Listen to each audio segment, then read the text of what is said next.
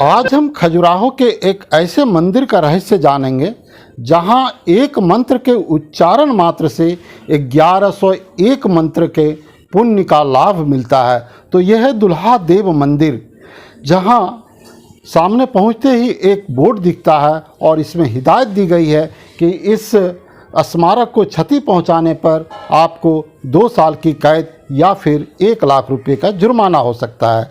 ठीक इससे हम आगे बढ़ते हैं तो सामने एक बोर्ड लिखा है कि दुल्हा देव मंदिर इस तरफ है, और आप भी देखिए ये सामने दुल्हा देव मंदिर है। हम इस रास्ते पर बढ़ते हैं तो देखते हैं कि चारों तरफ हरियाली फैली है। इतना मनमोहक दृश्य है कि लोग पर्यटक चाहते हैं कि यहाँ 2-4 तस्वीरें उतारें। आप भी देखें यहाँ के मोहक दृश्य को, कितना मन मोह लेने वाले मनोरम छवि वाले दृश्य है, कितनी हरियाली है यहाँ। और फिर ये चारों तरफ हरियाली फैली है। यहाँ से जैसे हम आगे बढ़ते हैं तो सामने दुल्हा मंदिर भी स्पष्ट दिख रहे हैं। अभी आप देख रहे हैं कंचनवानी।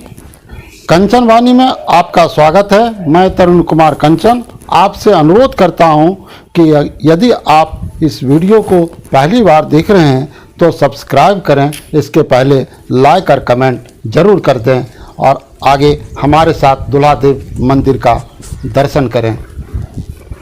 मंदिर की ओर जब हम आगे बढ़ते हैं तो किनारे में एक बोर्ड लगा है जिसमें दुल्हा देव मंदिर के बारे में लिखा गया है कि यह मंदिर कब बना है और किसके बारे में है। हम इसके बारे में आगे बात करेंगे। इससे पहले हम धीरे धीरे मंदिर की ओर बढ़ते हैं। मंदिर एक चबूतरे पर है। यह चबूतरा बड़ा है, जिसके बाद ऊपर मंदिर स्थापित किया गया है। चबूतरे पर चढ़ने के लिए 4-5 सीढ़ियाँ पार करनी पड़ती है। उसके बाद फिर चबूतरे से मंदिर के मुख्य द्वार यानी प्रवेश द्वार में पहुंचने के लिए भी 4-5 सीढ़ियाँ चढ़नी पड़ेगी। जैसे हम मंदिर पर पहुंचते हैं तो सामने एक शिला है जिस पर एक इंटरनेशनल डिजिट 401 लिखा हुआ है। मुझे इस पर उत्कंठा हुई कि यह प्राचीन काल में ये डिजिट हमारे यहाँ कहाँ से आया। तब तो हिंदी और संस्कृत निष्ठ अंक हुआ करते थे। फिर इसके बारे में मैंने जानकारी लेने की कोशिश की तो लोगों ने बताया कि यह जब मंदिर का पुनर्निर्माण हुआ तब उस वक्त शिला को क्रम से रखने के लिए, पत्थरों को क्रम से रखने के लिए उसमें नंबर अंकित किए गए थे। तो धीरे धीरे हम प्रवेश द्वार पर पहुंच गए, जिसे मुख मंडप कहते हैं। मुख मंडप के पास एक दरवाज़ा लगा है और उसके अंदर अंतराल है।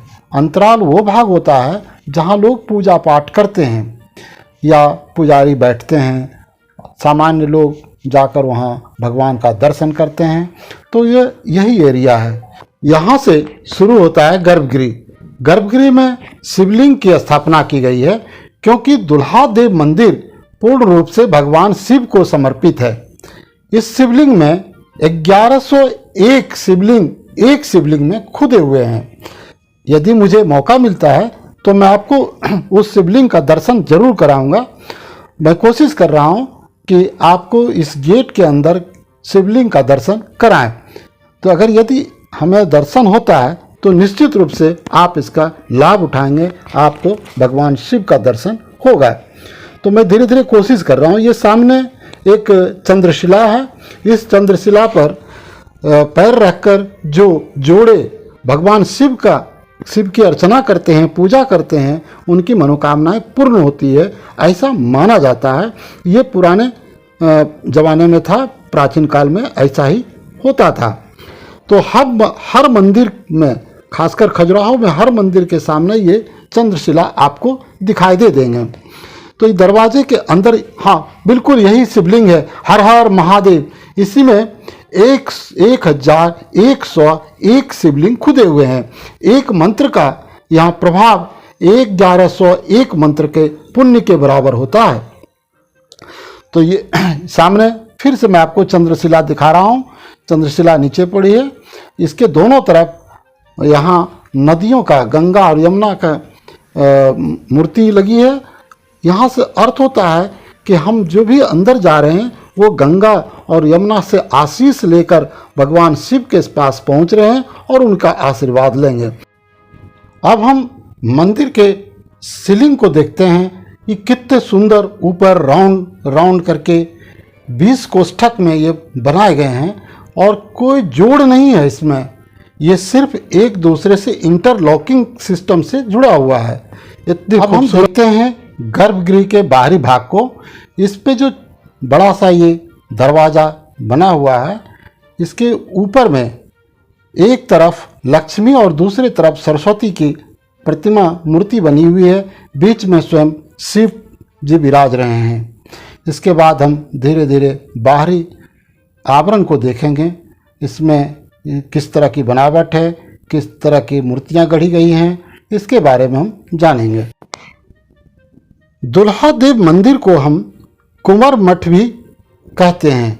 माना जाता है कि जिसकी शादी पहले नहीं होती थी वो दुल्हा देव के सामने जाकर अपनी याचना करते थे, अपनी अर्जी लगाते थे, तो कुछ दिनों के बाद उनकी शादी तय हो जाती थी। बाद में इसीलिए इनको धीरे धीरे कुंवर मठ भी कहने लगा था।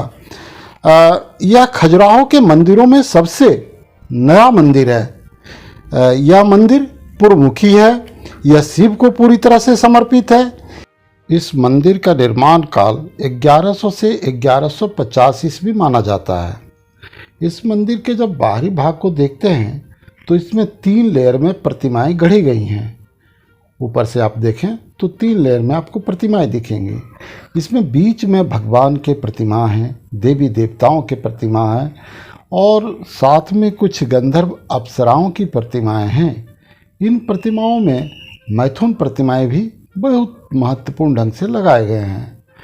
लोगों का मानना है कि ये प्रतिमाएं जो हिंदू मैथोलॉजी में कहता है कि धर्म, अर्थ, काम और मोक्ष, तो काम को यहाँ दर्शाया गया है कि काम के बाद मोक्ष है। तो ये जीवनचर्या, सनातन धर्म की पूरे जीवनचर्या के बारे में इस मंदिर में जीवंतता मिलती है। तो इसका ही ये द्योतक है। तो जो मंदिरों में अप्सराएं लगी गई हैं उसकी भाव भंगिमा बहुत ही खूबसूरत हैं। और इसमें एक और बात है कि जो भी अप्सराएं दिखाई गई है वो टोलियों में दिखाई गई है। 2-2, 3-3 अप्सराएं एक साथ है और वो पूर्ण रूप से त्रिभंगा हैं। वो मत कहने का मतलब है कि कमर और शरीर ये एकदम मुड़ा हुआ है, कर्व के रूप में दिखेगा। दुल्हा देव मंदिर खजुराहो स्मारकों में दक्षिणी समूह का हिस्सा है। दिल्ली सल्तनत के आक्रमणों, लूट और उसके बाद के युद्धों से चंदेल राजवंश का अंत होने से पहले का यह मंदिर है। बताया जाता है कि इस मंदिर का निर्माण काल 1100 से 1150 ईस्वी होगा। इस मंदिर की विशेषता उल्लेखनीय कलाकृतियां और अष्टकोणीय महामंडप हैं। मंदिर में उकेरी गई मूर्तियां कोमल और अभिव्यंजक हैं। दीवारों पर कामुक मुद्राओं और अन्य आकृतियों में नक्काशीदार दिव्य नर्तकियां अप्सराओं को दिखाया गया है।